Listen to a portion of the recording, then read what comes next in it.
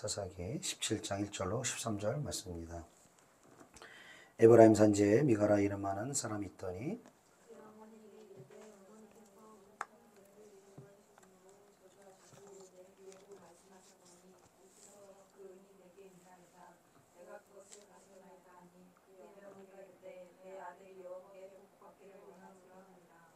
미가가 은천백을 그의 어머니에게 도로주매 그의 어머니가 이르되 내가 내 아들을 위하여 한 신상을 새기며 한 신상을 부어 만들기 위해 내 손에서 이 은을 여호와께 거룩히 드리노라.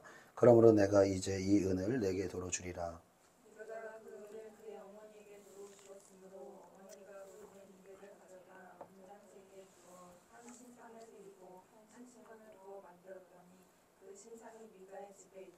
그 사람 미가에게 신당이 있으므로 그가 에봇과 드라빔을 만들고 한 아들을 세워 그의 제사장으로 삼았더라.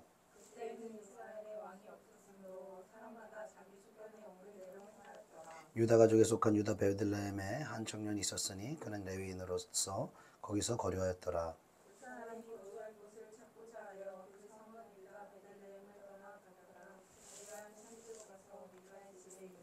미가가 그에게 묻되 너는 어디로부터 오느냐 하니 그가 이르되 나는 유다 베들레헴의 레위인으로서 거류할 곳을 찾으러 가노라 하는지라.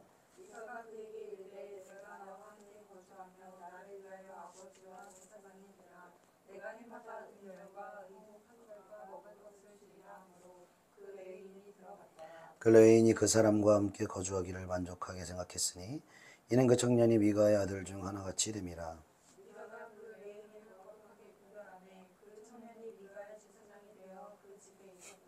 이에 미가가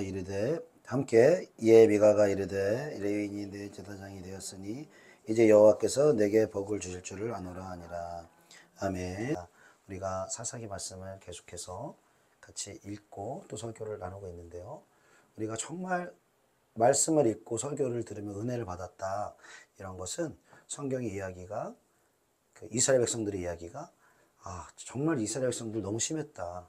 정말 이스라엘 백성들 죄가 많고 정말 하나님이 저렇게 돌이켜주시고 회복시켜주시고 사사를 붙여주시는데도 계속 타락하고 계속 하나님을 떠나고 계속 우상 숭배하고 몹쓸 사람들이다. 이렇게 하는 건 사실 우리가 아직 은혜를 덜 받은 거예요. 은혜가 안 온 거예요. 은혜가 진짜 은혜가 오고 성령의 기름 부으시면 이 사사기 이스라엘 백성들의 모습을 보면 이게 내 모습이구나. 정말 이렇게 또 죄에 넘어지고 하나님이 또 회복시키시고 또 들이켜 주시는데도 이제는 하나님의 뜻이나 하나님의 마음을 생각하지 않고 여전히 내 육신에 속한 여전히 이 땅에서만 잘 되기를 바라는 이 이기적이고 이 정말 개인주의적인 이러한 나의 연약함과 죄들을 이스라엘 백성들을 통해서 우리가 볼 수 있다는 것이죠. 오늘 말씀을 통해서도 사사기 17장에 이 이스라엘 백성들의 연약한 이 죄를 통하여서 우리의 죄를 보고 주님 앞에 회개케 되어지는 은혜가 있기를 축복합니다. 자, 사사기 17장의 배경 여러분 잘 아시죠? 그 에브라임 산지에 사는 사람, 그러니까 에브라임 지파라는 거예요. 그 요셉의 두 아들이 그 므낫세와 에브라임이었거든요. 그래서 므낫세 지파가 있고 이스라엘 12지파가 중에 요셉의 아들 중에 므낫세 지파, 에브라임 지파 이렇게 있는 거예요. 그래서 에브라임 지파가 에브라임 산지에 살았다고 그래요. 17장 1절에 보니까 에브라임 산지에 살았는데 그 산지에 사는 사람 중에 미가란 사람이 있는데 이 사람이 어떤 이유에서 그 어머니가 맡겨주신 이제 은을 잃어버린 것 같아요. 1100개 은을 잃어버리고 다시 도로 이제 찾아서 어머니에게 갖다 주니까 어머니가 이제 하나님께 복을 비는 것이죠. 내 아들이 여호와께 복 받기를 원하노라 이렇게 복을 비는 것이죠. 여러분들이 우리 주영광에서 그 설교 듣고 또 함께 신앙생활에서 조금 오해할 수 있는 부분 중에 하나는 워낙 본질적인 얘기만 하고 성경 얘기만 하기 때문에 내 필요를 구하면 안 되나 그러면 내 지금 간절한 소원을 구하면 안 되나 문제 해결 좀 구하면 안 되나 여러분 이렇게 생각할 수도 있는데 당연히 구해야 되는 것입니다. 자연스러운 거죠. 자녀가 아버지에게 필요를 구하고 어려울 때 도움을 구하는 거 당연한 것이고 주기도문에도 여러 가지 본질적인 하나님의 나라가 임해 주시고 뜻이 하늘에서 이루어진 것 땅에서도 이루어지는 이런 본질적인 기도도 있지만 그 다음 뭐라고 합니까? 오늘날 우리에게 일용할 양식을 주시옵고. 그러니까 오늘의 필요를 하나님께 구하라는 거예요. 오늘의 어려움들을, 오늘의 문제들을, 오늘 내 마음의 갈등과 염려와 불안함들을 하나님께 맡겨드리라는 거죠. 하나님께 구하라는 것이죠. 사랑하는 여러분, 여러분들의 모든 필요와 모든 그러한 문제들을 하나님 알고 계십니다. 그리고 그것을 풀 수 있는 열쇠도 살아계신 하나님께 있는 것입니다. 그러므로 여러분, 그것들을 나 혼자 힘으로 여러분 해결하지 마시고 늘 하나님께 구하고 여러분 마음을 토해낼 수 있기를 축복합니다. 자, 그런데 기도에서 구하는 거는 좋은 것입니다. 그런데 방법이 중요한 거예요. 방법이 내 마음대로 내 생각대로 구하느냐, 아니면 하나님이 정하신 원칙 하에서 하나님이 이렇게 하면 응답하시겠다, 이렇게 하면 역사하겠다라고 약속하신 그 약속대로 구하느냐, 아니면 약속하신 적도 없는데 주겠다라고 말씀하신 적도 없는데 하나님 나 이렇게 해주세요, 저렇게 해주세요. 그러니까 똑같이 구하더라도 방향성이 잘못되면 우리가 응답을 보장받을 수가 없다는 거예요. 그냥 때로는 헛된 기도, 헛된 열정, 헛된 열심으로 우리가 기도도 하고 수고도 하지만 열매를 못 거두는 이유는 잘못된 방식으로, 즉 하나님의 말씀에 다 하나님은 이렇게 일하시겠다, 이렇게 기도하면 응답받을 것이다, 다 말씀해 놓으셨는데 사단 마귀가 이 말씀 가운데로 나아가지 못하게 했고, 이 말씀을 가려놓으니까 이 말씀 중심의 믿음 생활이 아니라 그냥 봉사 중심의 믿음 생활, 그냥 내 육으로 할 수 있는 어떤 헌신하는 믿음 생활, 이렇게 간 것입니다. 헌신도 봉사도 중요하지만 그것이 성경과 방향이 일치해야 되는 것입니다. 하나님의 말씀의 방향 안에서 봉사해야 되는 것입니다. 봉사에 대해서도 빌립보 3장에 이렇게 말합니다. 봉사를 어떻게 하냐면 성령으로 봉사하고 이렇게 말합니다. 그럼 성령으로 봉사하고 육으로 봉사하고 뭐가 차이가 있나? 육으로 봉사를 하면은 결국에는 내 안에 기쁨이 없어요. 결국에는 사람들이 알아주지 않으면, 나처럼 하지 않으면 원망이 차고 분노가 차고, 때로는 왜 저 사람이 이렇게 하지 않은 거 판단이 가고 속에서 어둠의 열매들이 맺힐 수밖에 없다는. 근데 성령으로 하면 다른 사람이 알아주지 않아도 상관없어요.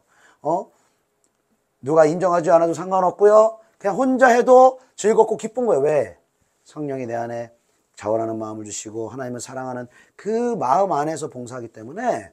그래서 봉사도 내 힘으로 못하는 거 아십니까? 한번 우리가 봉사할 때를 생각을 해보세요. 봉사할 때도 어떻게든 뭐 좋으나 싫으나 뭐 억지로는 할 수 있을지 모르겠지만 일단은 심령에 기쁨이 없고 자원하는 마음이 없고, 그러면 그 심령의 기쁨과 자원하는 마음에 그 믿음이 없으면 그 봉사를 하나님이 받으신다, 안 받으신다? 안 받으신다고요. 근데 그 봉사를 좋아하는 사람이 누구예요? 사람들은 좋아하는 거예요. 여기서 우리가 신앙이 좀 흔들리고 약간 그 방향을 벗어나는, 사람들이 좋아하니까, 사람들이 효과가 있다, 사람들이 잘한다고 칭찬하니까, 나 잘하는 거겠지, 나 이렇게 해야 되는 거겠지. 근데 하나님이 요구하시는 거랑 사람이 요구하는 게 너무너무 다르다는 것입니다. 오늘 그 사사기 쭉 우리 볼 때 하나님께 복을 구하는 건 좋아요. 근데 어떻게 구하냐 한번 보시면, 우리 사사기 17장 3절 말씀 한번 봅시다. 3절 같이 시작. 미가가 은 1,100을 그의 어머니에게 돌어주매 그의 어머니가 이르되 내가 내 아들을 위하여 이 은을 여호와께 거룩히 드리노라. 이러므로 내가 이제 이 은을 내게 돌어주리라. 아멘. 자, 이 미가를 위해서 신상을 만들기로 합니다. 이 어머니가. 신상이라는 거 여러분 뭐예요? 우상인 거예요, 우상. 그러니까 우리가 뭐 선앙당에서 물 떠놓고 비나이다 이렇게 하는 것처럼 그렇게 하는 신을 만든 거예요. 근데 이렇게 우상 숭배를 하는 거는, 그래, 차라리 우상 숭배를 하면 되는데 그 옆에 뭐라고 써놨냐면, 한 신상을 부어 만들기 위해 내 손에서 이 은을 여호와께 거룩히 드리노라. 우상을 만들면서 이 예물을 누구한테 드린다고요? 하나님께 드린다라고 생각을 하는 거예요. 이 예물을 하나님 받겠습니까? 절대로 안 받는 거예요. 그러니까 하나님은 정확히 하나님이 말씀하신 거, 하나님이 제정하신 거, 이렇게 해라. 그리하면 내가 영광 받겠다. 너희 예배를 받겠다. 너희의 예배와 너희의 순종을 흠양하고 너희 가운데 일하고 약속을 지키고 하나님의 복을 베풀어 주시겠다. 말씀해 주셨는데 우리가 그 말씀을 모르기 때문에 때로는 이 미가의 어머니처럼 우리가 하나님을 만드는 부분들이 참 많다는 거예요. 그러니까 우리가 어떤 의도를 가지고 하나님을 만드는 건 아니에요. 그러니까 하나님의 진리의 말씀을 모르면 이 진리의 말씀 위에 이 반석 위에 우리의 신앙의 기초가 세워지지 않으면 당연히 하나님을 만들 수밖에 없는 거예요. 내가 원하는 대로, 내가 유리한 대로, 내가 필요한 대로 하나님 이렇게 하시겠지, 이렇게 행해야지, 하나님 제발 좀 이렇게 해줘야지. 이런 각자가 만드는 하나님이 있다라는 것입니다. 그런데 그렇게 하나님을 만들면 하나님이 그 예배와 기도를 받지 않으실 뿐더러 하나님이 그 약속을 우리에게 주실 수가 없다는 거예요. 그 복을 우리의 영혼이 회복되고 우리의 그 문제가 해결될 수 있도록 하나님이 역사할 수가 없다는 거예요. 그래서 하나님은 자기를 보이는 형상으로 만들지 말라고 그랬어요. 십계명에 보면은 너를 위하여 새긴 우상을 만들지 말아라. 하늘에 있는 것이나 땅에 있는 것이나 물속에 있는 어떤 형상도 만들지 말아라. 그러니까 하나님의 형상으로 어떤 것도 만들지 말라고 말씀하신 거예요. 그런데 이 미가의 어머니는 그 우상을 만들어 놓고 하나님께 그 예물을 드렸다 이 말은 뭐예요? 그 우상을 뭘로 생각하는 거예요, 이 사람은? 하나님이라고 생각을 하는 거예요. 하나님이라고 생각해요. 우상을 만들었는데 그 우상한테 예물을 하나님께 드렸다는 거, 그 우상을 하나님으로 생각을 한다는 거예요. 그러니까 자기 생각으로부터 비로소 만들어낸 것이 하나님이라고 착각하는 것이 바로 우상 숭배라는 거예요. 너무 이게 여러분 무서운 것입니다. 여러분 그 출애굽기 32장에 보면 모세가 그 하나님께 그 시내산에 이제 십계명을 받으러 올라가잖아요. 올라가는데 이제 하루 이틀 열흘 20일 40일까지 오지 않자 백성들이 이제 불안해지고 그러니까 이제 아론에게 찾아가서 우리를 애굽 땅에서 인도할 신을 만들어라. 그래가지고 이 주의 종이 그거를 수락을 하면 안 되는데 절대 목에 칼이 들어오더라도 아무리 사람들한테 인기가 많고 사람들이 요구한다 할지라도 안 됩니다 이렇게 해야 되는데 수락해버린 거야. 그냥 목숨이 위태롭고 사람들한테 인기가 있고 이러니까 그냥 수락을 해버려서 송아지 형상을 만들었는데 여러분 송아지 형상을 만들면 거기다 놓고 송아지시여 뭐 우상이시여 이렇게 절하면서 이렇게 해야 되는데 그 송아지를 가리켜 뭐라고 말하냐. 출애굽기 32장 4절에 그들이 송아지 형상을 가리켜 이르되 이는 너희를 애굽 땅에서 인도하여 낸 너희의 신이로다 하는지라. 애굽 땅에서 누가 인도했습니까? 홍해를 누가 가르게 했습니까? 어린 양의 그 보혈의 피를 발라서 누가 애굽에서 나오게 했습니까? 반석 위에서 샘물이 누가 나게 하셨습니까? 이스라엘 백성들이 누가 했는지 모르겠습니까? 만나와 외출하기를 누가 내려주셨습니까? 구름 기둥과 불 기둥으로 누가 인도해 주셨습니까?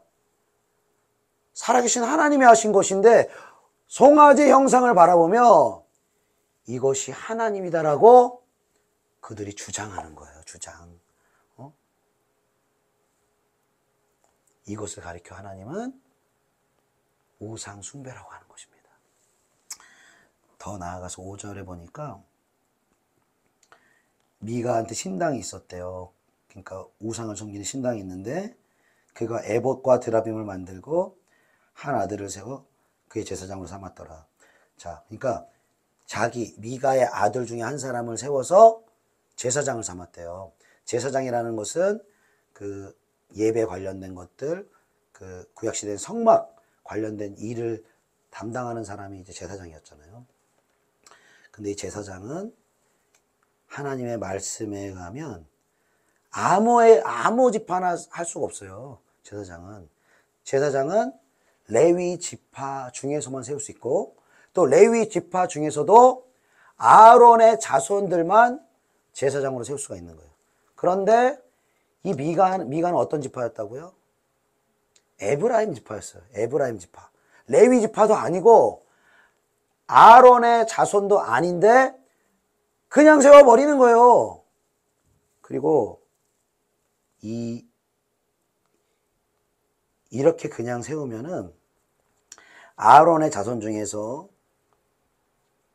그 제사장을 세우지 않으면 너희 백성들이 끊어질 거라고 하나님이 말씀하셨거든요.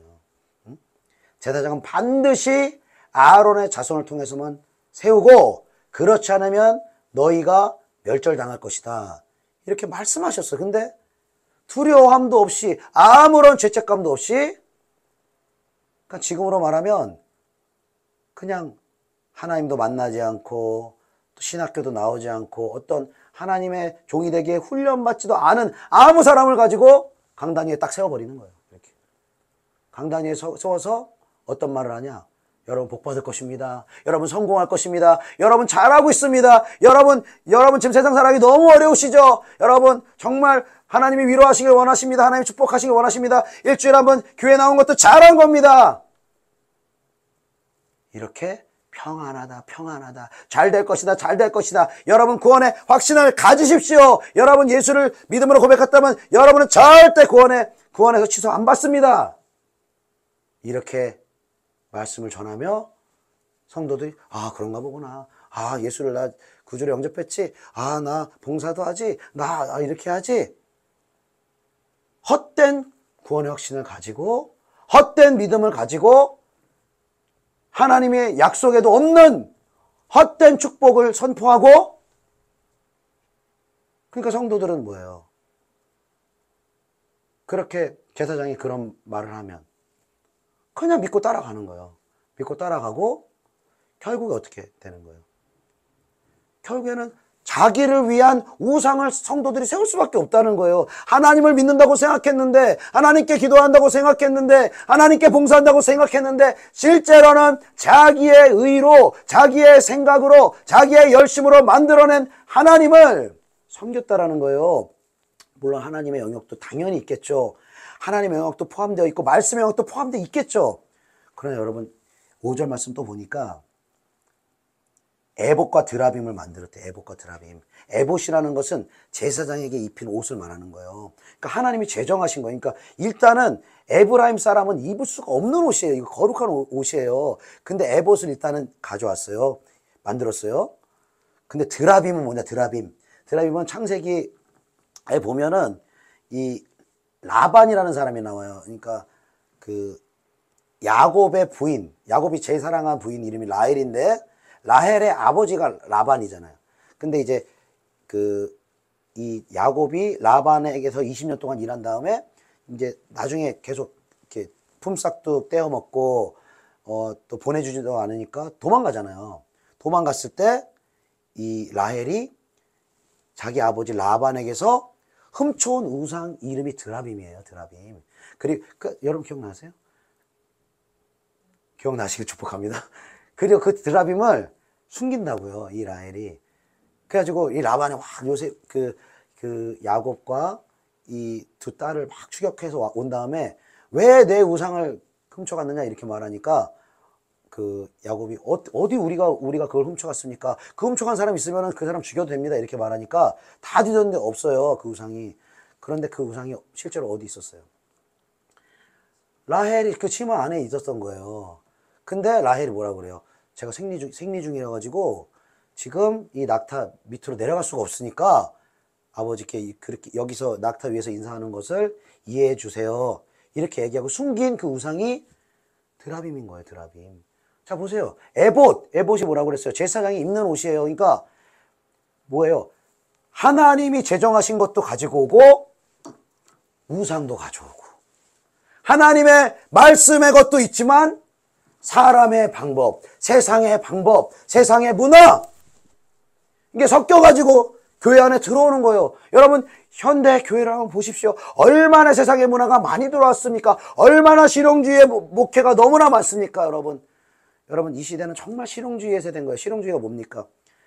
성공하면 다 잘 된 것이다. 이렇게 보는 거예요. 돈만 많이 벌면 과정은 어떻든 상관이 없다. 성도만 많이 모이면 어떻게 하든 상관없다. 세상의 프로그램을 쓰든 어떻게 사람들을 끌어들여서라도 어떤 교회에서는 청년들 목회한다 그러면 찬양팀부터 꾸린다. 찬양팀 물론 중요하죠. 저는 정말 근데 안타까운 거예요. 찬양을 하나님 앞에 올려드리기 위해서 찬양팀도 꾸리고 하든 찬양 이거 신나는 거 안 하면은 악기 안 갖춰지면 청년들 안 온다는 거예요. 안 온다는 거예요. 거기서 찬양을 은혜도 받을 수도 있고 회복도 받을 수 있겠지만 그 청년들 안에 말씀이 안 들어오면 어떻게 됩니까? 또 은혜 받고 자기 마음대로 또 은혜 받고 자기 생각대로 하나님을 만드는 삶을 계속 그렇게 살아갈 수밖에 없는 거예요. 그 찬양도 사실은 그런 식의 접근은 본질적인 게 아닌 거예요. 지식이 있는 사람들은 어때요? 교회에서 많은 걸 가르쳐 주길 원하는 거예요. 응? 그러면은 성경이 아니라 세상 학문, 심리학도 가르치고, 철학도 가르치고, 인문학도 가르치고, 기독교와 인문학, 기독교와 상담학, 기독교와, 철학! 이런 이름으로 가르치면 지적인 성도들은 그거 좋아하겠죠. 어떤 사람은 관계를 원해요? 서로 교제하기를 원해요? 교제도 물론 필요합니다. 그러나 이 교제가 첫 번째가 돼서 온 사람들. 그럼 그런 사람들 교제가 잘 되는 교회로 가겠죠. 근데 교제 계속 하다가 어떻게 해요? 시험만 들어, 시험만. 나중에 보면 시험 들고 상처받고 교제를 원해서 왔는데 상처받고 나간다. 이런 일이 생기는 거예요. 그러니까 우리가 교회를 선택하는 기준이요. 많은 경우에 영적인 이유가 아니라 우리의 육의 요구를 따라 교회를 정하는 경우가 참 많다는 거예요. 그러니까 내 육의 필요, 내가 찬양을 좋아하면 찬양이 이루어진 곳, 내가 은사를 사모하면 은사가 이루어지는 곳, 은사는 싫어. 그러나 말씀 중심으로 가는 것, 그런 말씀 중심, 이게 되게 영적인 것 같은데요. 그게 영적인 게 아니라 하나님의 것들을 내 육의 그러한 작은 내 신앙적인 경험과 그 영적인 그런 내 기질에 맞는 거기 안에 하나님이 그냥 가둬놓는 거예요. 그냥 가둬놓는 거예요. 그리고 나머지 영역은 내 육이 싫어한다는 거예요. 그냥. 은사 싫어. 기도 싫어. 부르짖는 거 싫어. 또 이런 부르짖고 은사 쪽으로 나아가는 사람. 말씀 너무 말씀 그러지. 말씀 하지 말아라. 복잡하다. 그냥 하나님 임하시면 되지. 하나님이 역사하시면 되지. 그렇게 하지 말아라. 응? 뭐가 맞는 거예요? 그러니까 우리가 우리의 육이 죽어야 된다는 것은 우리가 생활 면에서 죽어야 되는 것도 있지만 가장 먼저 죽어야 되는 건 우리가 하나님을 제한하고 있었던 것들에 대하여서 먼저 우리의 육의 생각이 죽어야 될 줄로 믿습니다. 그거인 거예요. 그래서 처음에 여러분들이 조용강의 오셨을 때 뭐지? 처음에 이런 게 있었던 왜 이런 걸 해? 우리 교회에서는 안 했었는데 내가 신앙생활 했을 때 몰랐던 건데 헉 하는 것들이 한 번씩 생기는 거예요. 여러분들한테. 그래서 제가 제가 이렇게 하는 게 내가 그냥 좋아서 하는 거고 내가 그냥 막 여러분들 이렇게 하고 싶어 하는 거면은 여러분 따르지 말아라. 하지 마세요. 저는 100% 그렇게 자신 있게 말씀. 하나님의 말씀에 근거해서 그러나 목회자를 통해서 이거 하라고 한다면 여러분의 육이 싫어하더라도 어떻게 해야 됩니까? 내 육을 꺾고 순종해야 되는 거예요. 이걸 꺾고 순종해 나아갈 때 하나님의 넓은 차원의 길로 나아갈 수 있지. 내 육이 이거 싫어. 내 스타일 아니야. 나 이거 나한테 안 맞아. 지금 우리가 그동안에 이렇게 신앙생활 이렇게 해왔다니까요.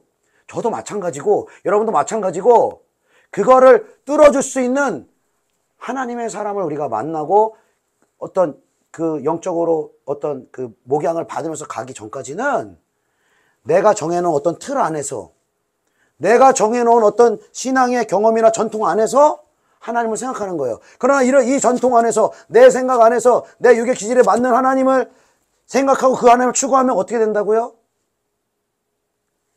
나도 모르게 우상 숭배하게 된다는 거예요. 나도 모르게 하나님을 헛되이 예배하고 나도 모르게 헛되이 기도하고 나도 모르게 헛되이 봉사하게 될 때가 너무 많다는 거예요. 우리가 이만큼 애쓰고 하나님을 위해서 이만큼 하나님을 예배하고 이만큼 봉사했다면 당연히 그러면 상급도 있어야 되고 당연히 응답도 있어야 되고 그러면 마지막 훗날에 당연히 전국도 가야 되는데 성경은요 정말 끔찍한 그 반전에 대해서 말하거든요. 제가 요즘엔 많이 잘 못 보지만 예전에는 영화 보는 것도 좋아했는데 한 20년 전인 것 같아요. 식스센스라는 영화가 있었어요. 안 보셨다면 보지 마십시오. 별로 좋은 영화 아닌데 그 영화를 쭉 봤어요. 저는 이제 반전 나오는 그런 영화를 좋아했거든요. 봤는데 별로 재미가 없어. 내용이 막 이런저런 얘기하고 하는데 끝을 딱 봤더니 주인공 옆에 있던 사람인 줄 알았는데 귀신이었던 거예요. 죽은 사람하고 그 사람이 계속 말했던 거예요. 그러니까 근데 저는 모르고 그 영화를 쫙 봤거든요. 영화를 쫙 보고 마지막에 딱 하면서 제가 처음부터 다시 돌려서 다시 봤어요. 다시 돌려서 그 영화를 다시 보면 소름이 끼쳐가지고 막 어떻게 이런 반전이 이러면서 놀랐거든요. 근데 우리 인생에요 가장 비극적이고 소름 돋는 반전이 있을 수 있다는 것을 성경에 여러 차례 기록을 하셨는데 마태복음 7장에 나더러 주여 주여 하는 자마다 천국에 들어갈 것이 아니요 다만 내 아버지 뜻대로 행하는 자에 들어가리라 말씀하시면서 그때에 많은 사람들이 주여 주여 이게 좀 오해하시면 안 돼요. 주여 주여 지금 우리 주여 기도하고 있는데 주여 기도하지 말라 이런 희한하게 말씀을 받는 사람들이 있어 또 그게 아니라 주여 주여 했다는 거 뭐예요? 기도하는 사람이었고 교회를 다니는 사람이었고 예배하는 사람이었고 그 이후에 말씀 보니까 주여 주여 우리가 주의 이름으로 귀신도 내쫓고 주의 이름으로 선지자 노릇도 하고 주의 이름으로 많은 능력도 했는데 왜 우리가 버림받아야 됩니까? 그랬더니 예수님께서 불법을 행하는 자들아 내가 너희를 도무지 알지 못하노니 너희에게서 떠나 가라. 버림받는 거예요. 당연히 천국이다. 당연히 영생이다. 당연히 의에 면류관 그 영원한 상급을 잔뜩 기대하고 확신에 차 있었는데 여기서 아니라는 거예요. 너는 영원한 불못으로 들어갈 것. 그 선고가 떨어지면 여러분 얼마나 비참하고 얼마나 여러분 돌이킬 수 없는 반전이 되겠습니까? 여러분 이 하나님은요 우리는 사랑의 하나님만 너무 알다 보니까 긍휼의 하나님만 너무 알고 용서 하나님만 너무 알고 우리의 육은 그것만 원해요. 그것만 사랑, 용서, 긍휼 내가 어떻게 하더라도 날 버리지 않으실 거야. 십자가에서 날 사랑하실 거야. 나를 축복하실 거야. 나를 용서하실 거야. 그러나 이 사랑과 긍휼과 용서의 반대편에 어떤 하나님이 계시다고 했습니까? 공의의 하나님이 계신 거예요. 죄에 대해서 반드시 심판하시는 하나님이 계신 거예요. 그러므로 이 공의와 사랑을 모두 충족하게 하시는 십자가의 예수 그리스도를 여러분이 믿고 만나야 된다는 것입니다. 우리를 사랑하시기 위해서는 우리를 용서하시기 위해서는 우리가 지은 모든 죄에 대한 그 값을 지불해야 하는데 그 값을 저와 여러분에게 지으신 것이 아니라 그 아들 예수 그리스도께 모두 감당시키셨다는 것입니다. 그리고 왜 그분에게 그 모든 죄를 감당하게 하셨냐? 자, 예수를 우리가 믿고 그분의 십자가 희생을 우리가 받아들이면 구원을 받았다고 합니다. 그리고 그분을 우리가 구원자요. 그리스도라는 것은 기름 부음 받은 자 그리고 구원자라는 말이에요. 그분을 그리스도로 영접하는 거예요. 그리스도로. 그런데 여러분 더 중요한 게 뭔지 아십니까? 그분의 십자가에 하나님이 내 아들의 고통을 하나님이 참고 그 인내하시며 아들을 내어주신 이유는 단순히 우리의 그리스도, 우리의 구원자가 되시기 위해서가 아니라 그분을 우리의 주와 그리스도가 되게 하시기 위해서 그분을 십자가에 못 박았다는 거예요. 이 주라는 게 뭐예요? 주라는 게 예수님 당시 말로 하면 왕이라는 거예요. 왕. 당신은 나의 왕이십니다. 당신은 나의 주인이십니다. 당신의 뜻대로 나의 삶을 이끌어 주소서. 당신의 뜻대로 당신의 영광을 위하여 나의 남은 삶을 사용하여 주시옵소서. 이것이 진정으로 거듭난 신자의 고백이에요. 진정으로 거듭난 신자의 고백. 그러나 아직 믿음이 연약하고 진정으로 우리의 이름이 바뀌지 않았을 때는 여전히 예수를 믿어도 내 중심, 여전히 예수를 믿어도 나의 영광을 위하여, 여전히 하나님께 기도해도 내 뜻을 이루고 내 영광을 이루기 위해서 하나님께 나아간다는 것입니다. 그러나 내 뜻과 내 영광과 내 중심의 신앙생활을 하면 결국에는 믿음의 진보가 이루어지지 않고 결국에는 온전한 하나님을 섬길 수 있다 없다. 우상을 나도 모르게 제조를 한다는 거예요, 여러분. 그 사무엘 상에 보면 우리가 앞으로 읽겠지만 이제 사무엘을 세우셔가지고 이제 이스라엘 백성들을 정말 잘 다스려 주시거든요, 하나님께서. 근데 이제 사무엘이 늙고 사무엘의 두 아들들은 사사로 세웠는데 사무엘 같지가 않은 거예요. 하나님 뜻에도 신실하지 않고 또 백성들을 하나님의 그 뜻 가운데로 인도하지를 잘 못하는 거예요, 사무엘 아들들이. 그러니까 백성들이 왕을 요구를 하는 거예요, 왕을. 이스라엘 백성들이 왕을 요구를 하는데 왕을 요구할 때 벌써 사무엘의 영이 왕을 요구하는 그들의 요구가 기쁘지가 않은 거예요. 그 하나님을 왕으로 섬겨야 되는데 왜 자꾸 보여지는 사람을 왕으로 섬기려고 하나. 그러니까 하나님께서 사무엘에게 뭐라고 말씀하시냐면 백성이 너에게 한 말을 다 들으라. 그러니까 왕을 세워줘라 그 말이에요. 그러면서 뭐라고 말씀하시냐면 이는 그들이 너를 버림이 아니요 나를 버려 자기들의 왕이 되지 못하게 함이니라. 사람을 왕으로 삼는다는 것은 하나님을 왕으로 삼기를 싫어한다는 거예요. 그리고 하나님을 버린다는 거예요. 여러분, 우리로 인해서 하나님이 버림받을 수 있겠습니까? 없겠습니까? 있어요. 버림받으세요. 왜 버림받냐? 우리 안에 성령이 내주하고 계시거든요. 성령이. 그런데 우리는 한 번도 그분이 버림받는지를 몰라요. 그리고 에베소 말씀에 보면 성령을 근심하게 하지 말라. 여러분, 성령께서 근심하게 하시는 거 여러분 느끼신 적 있으십니까? 근데 성령은 근심하세요. 내가 죄를 택하고 내가 어두움을 택하고 내가 주님보다 세상을 사랑하고 내가 주님의 주권을 인정하기보다는 내가 나의 주인이 되고 내가 나의 왕이 되어서 내가 높아져 있고 내가 힘이 팔팔할 때는 그분은 내 안에서 근심하시고 그분은 내 안에서 소멸되시고 그분은 내 안에서 무시당하시고. 그러니까 왜 우리는 살아계신 하나님을 이렇게 누리지 못하는가? 왜 살아계신 하나님이 성경에는 그렇게 약속하셨는데 어떤 사람들은 그렇게 하나님을 만난다고 하고 그렇게 하나님의 역사를 경험하는데 왜 내 삶에는 이루어지지 않는가? 그분이 내 안에서 지금 갇혀 계신 거예요. 그분이 내 안에서 근심하고 계신 거예요. 내 안에서 무시당하고 계신 거예요. 그분이 내 안에서 소멸당하고 계신 거예요. 내가 주인 되어 있는 삶, 내가 죄를 사랑하는 삶, 내가 주님보다 세상을 사랑하는 그 삶을 살아가니 내 영의 감각이 성령이 근심하시는 줄, 성령이 아파하시는 줄, 성령이 무시당하시는 줄 알지 못한 채로 그냥 내 일상을 그냥 내가 주인 돼서 그냥 내가 자유롭게 살아가는 거예요. 근데 여러 번 말씀드렸지만 어느 순간 그게 쌓이면 문제가 생기고 어려움이 다가오고 내 심령의 고통이 찾아왔을 때 그때 다시 한번 하나님께로 간절히 나아갈 수 있는 기회를 우리에게 허락해 주시는 것이죠.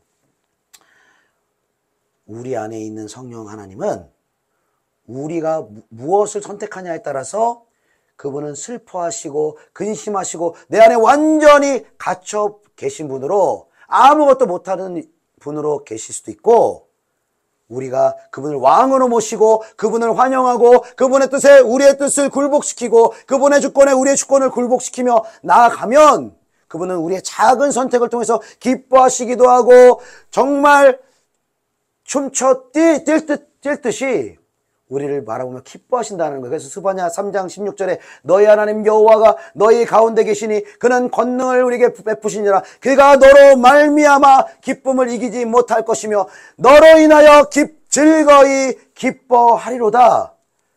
하나님이 저와 여러분을 통해서 근심하고 슬퍼할 수도 있고 하나님이 저와 여러분을 통해서 기뻐하며 춤추며 뛰놀 수도 있다라는 것입니다. 자, 그런데 이렇게 약한 왕이 어디 있어요? 이렇게 아무것도 하지 않는 왕이 어디 있죠? 여러분 왕정시대라고 생각해 보세요. 조선시대라고 생각해 보세요. 왕의 말이 법입니다. 왕이 말한 거 듣지 않으면 그냥 끌려가고 뭐 감옥에 갇히고 죽을 수도 있는 거예요. 지금도 북한에서는 김정은 같은 독재자는 말이 법인 거예요. 마음으로는 싫어요. 마음으로는 저주해요. 마음으로는 박수치기 싫어요. 근데 물개박수 안 치면 어떻게 돼요? 끌려가는 거예요. 그러니까 마음에 없어도 억지로라도 해야 돼. 살고 싶어서. 근데 하나님은요, 절대 억지로 하지 않으세요. 우리가 마음을 열고 그분을 왕으로 모셔드릴 때까지, 왕으로 환영하고 그분의 주권을 인정할 때까지, 나의 주권을 내려놓고 하나님의 주권을 인정하고 내가 순복할 때까지는 그분은 아무 일도 할 수 없어요. 정말 나약하고 정말 약한 분처럼 우리에게 보여주시는 거예요. 그리고 이 땅을 살아갈 때 우리를 기다리시고 우리에게 은혜를 주시고 나의 길로 나오라, 나의 주권을 인정하라, 나의 왕됨을, 나의 뜻을 너를 통하여 이루기를 원하노라 말씀하신 주님 앞에 자원하는 마음으로 나오길 원하시는 것이죠. 그러나 인격적으로 기다려주시는 것은요, 여러분, 우리의 삶이 마칠 때까지입니다. 우리가 이 땅을 살아갈 땐 그분은 너무너무 약한 분 같아요. 우리가 그분을 선택하지 않으면, 그분에게 마음을 열지 않으면 그분은 아무것도 못하시는 것 같아요. 왜냐하면 너무 인격적이기 때문에 우리의 자유를 침해 안 하세요. 우리 자유의지를요, 억지로 로봇처럼 막 사랑을 강요하고 헌신을 강요하고 절대 하나님 그렇게 못하십니다. 내가 마음문을 두드리노니 누구든지 그 마음문을 열면 내가 너희와 더불어 먹고 마시리라. 마음문을 여는 만큼, 내가 하나님을 선택하는 만큼만 그분은 나에게 들어올 수가 있는 거예요. 그러나 우리의 이 유한한 삶이 끝나면, 그리고 그분이 마지막 때에 그분이 영광의 왕으로서 이 세상을 통치할, 하나님 나라를 통치할 왕으로서 이 땅에 오실 때는, 여러분, 그분을 왕으로 섬기지 않고 그분을 믿는 온전한 구원의 확신과 열매로서 그 하나님의 나라를 준비하지 않았던 사람에게는 그날은 최악의 두려움의 날이 될 것입니다. 정말로 어떠한 고통과 어떠한 두려움으로 말할 수 없는 공포의 날이 될 것입니다. 그리고 그날은 그분은 약한 어린 양으로 오는 것이 아닙니다. 그분은 강하고 능하신 하나님의 유다의 사자로서 이 땅을 다스리는 왕으로서 그분은 내려오실 것입니다. 그리고 그 당신의 신부들, 그 왕을 맞이할 수 있는 당신의 신부들, 당신의 백성들이 준비되어지기를 원하시는 거예요.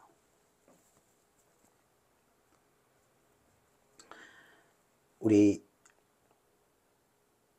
이 시대를 한번 바라봅시다. 정말 하나님을 왕으로 삼는 성도들이 얼마나 될까요? 우리가 말로는 예수님, 예수 우리 왕이요, 이곳에 와주시옵소서, 하나님 나라 나에게 임해 주십시오.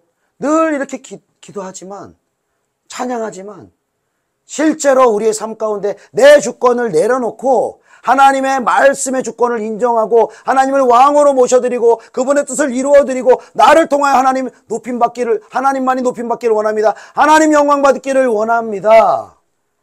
그리고 구체적으로 나의 자아를 꺾고 나의 주권을 내려놓는 그 훈련을 감당하는 사람들, 정말 몇 사람이나 될까요?